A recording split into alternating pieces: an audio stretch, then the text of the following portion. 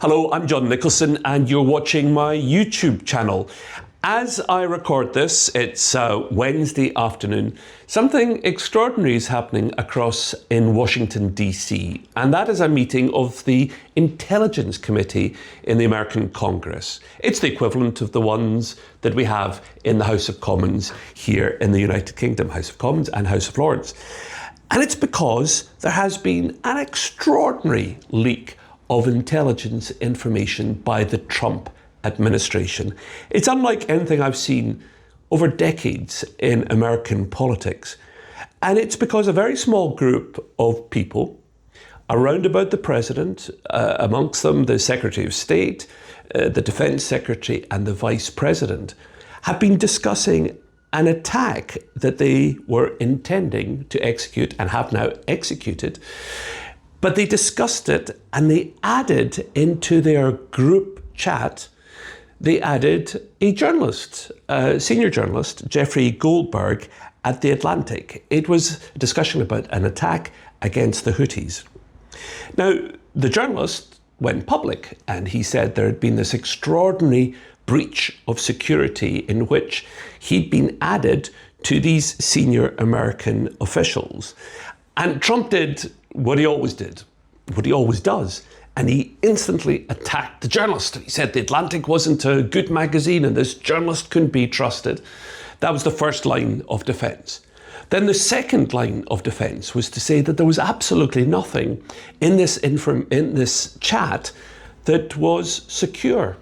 And so Republican senators and congressmen went into defence mode and said the president and his team would never, ever have communicated information over a public server which was secret. But what's just happened in the last 10, 15 minutes is that the journalist concerned has published the messages.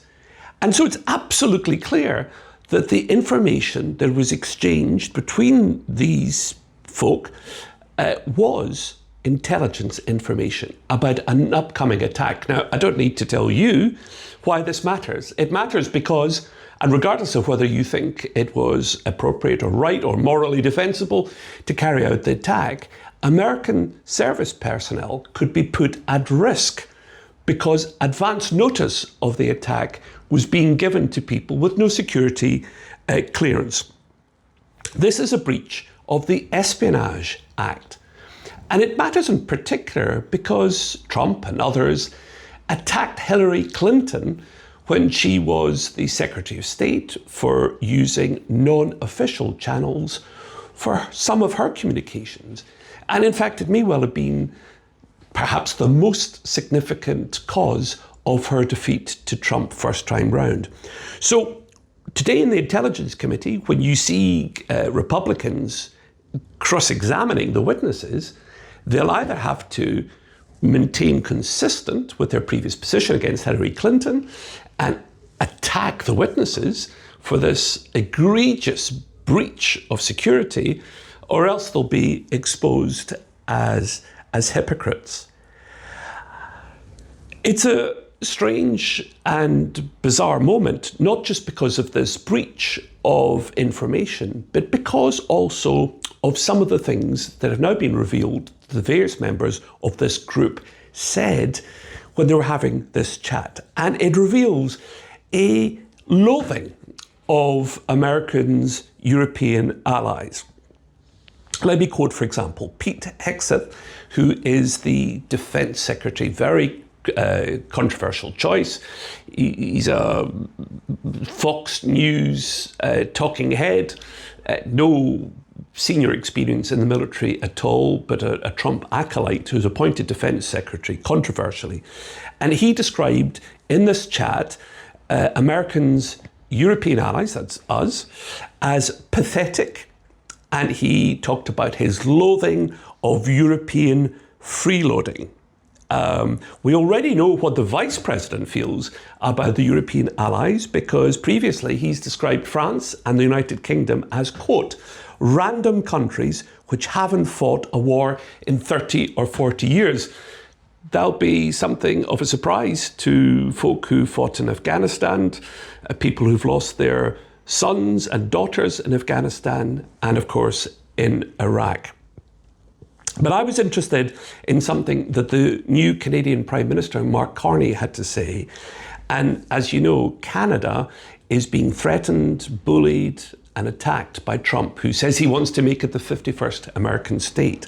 Well, Mark Carney said that he believes that the allied nations, us, must now, quote, look out for ourselves. And he said that what this intelligence breach has shown is that the Trump administration, he didn't say it quite as bluntly as this, but paraphrasing, he said that the Trump administration can no longer be trusted with intelligence sharing.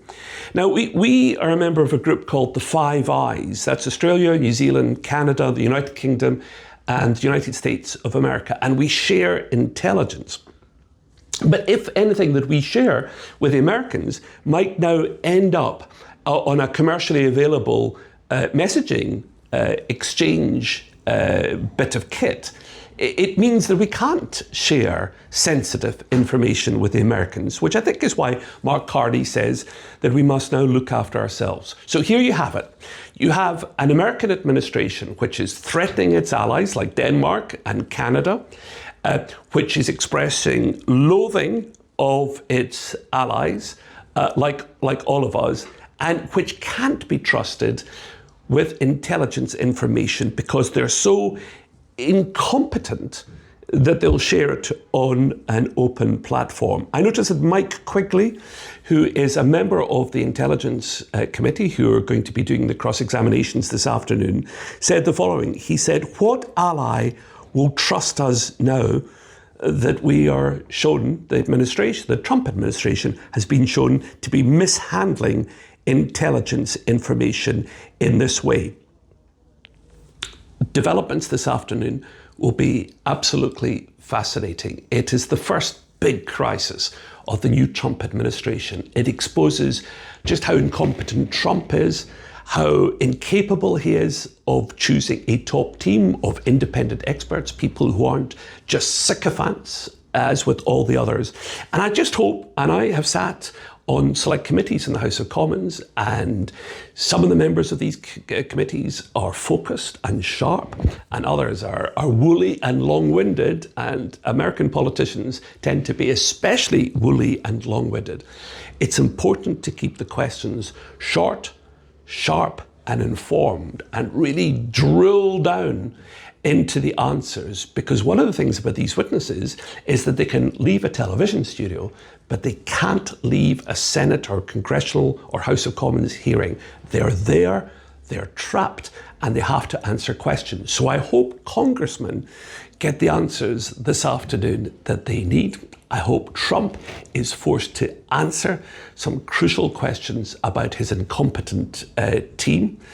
If there were more junior officers, heads would have rolled by now, but these are senior cabinet ministers. And again, it brings us back to one central question, which is this. If we can't trust the United States, surely as Europeans, we must now be building up our defence as Europeans with shared intelligence amongst Europeans, shared defence amongst Europeans, greater defence capabilities, because we face, some of our European neighbours face existential threats from Russia. And as Europeans, it's vital we now stand together. Please feel free to subscribe to my YouTube channel. The details are here. Just press subscribe. It'll cost you absolutely nothing. And please do add your comments. I always love to hear your comments and answer as many as I possibly can. Thank you for watching.